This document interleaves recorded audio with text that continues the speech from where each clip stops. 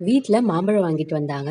அந்த மாம்பழத்துல ஸ்வீட்னஸ் ரொம்பவே கம்மியா இருந்துச்சு. இன்னைக்கு நம்ம இத வச்சு தான் சூப்பரான டெசர்ட் செய்ய போறோம். ஃபர்ஸ்ட் நம்ம ஃபுல் கிரீம் மில்க்க காய்ச்சி எடுத்துக்கலாம். பால் பொங்குனதுக்கு அப்புறம் ஆஃப் லெமன பிழிஞ்சு விட்டுருங்க. லெமன் இல்லைன்னா வினிகர் ஆட் பண்ணிக்கோங்க. பால் இந்த மாதிரி நல்லா திரிஞ்சு வரும். அதை நம்ம வடிகட்டி செப்பரேட்டா எடுத்து வச்சிடலாம். அப்புறம் ஒரு மிக்ஸி ஜார் எடுத்துக்கோங்க. நம்ம ரெடி பண்ணி வச்சதை ஆட் பண்ணிக்கோங்க.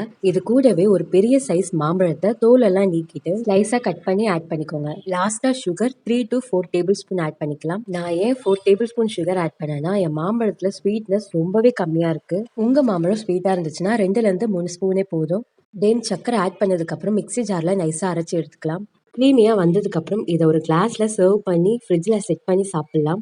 நான் இதில் எக்ஸ்ட்ராவாக சப்ஜா சீட் ஆட் பண்ண போகிறேன். நான் எதுக்கு ஆட் பண்ணுறேன்னா நான் ஆஃப்டர்நூன் லஞ்சு ஸ்கிப் பண்ணிட்டேன். ஸோ சப்ஜா சீட் ஆட் பண்ணோன்னா வயிறு கொஞ்சம் ஃபில்லிங்காக இருக்கும். டெக்கரேட்காக நான் லேயர் பை லேயராக ஆட் பண்ணிக்கிட்டேன். ஃபைனல் டச்சாக மேலே மேங்கோ ஸ்லைஸ் ஆட் பண்ணிக்கிட்டேன்.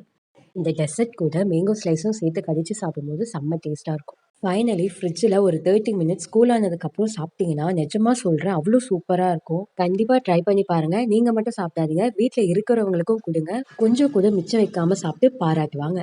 ஓகே ஃப்ரெண்ட்ஸ், இந்த வீடியோ பிடிச்சிருந்தா லைக் பண்ணுங்கள், உங்கள் ஃப்ரெண்ட்ஸுக்கும் ஷேர் பண்ணுங்கள், மறக்காமல் என்னை ஃபாலோ பண்ணிக்கோங்க.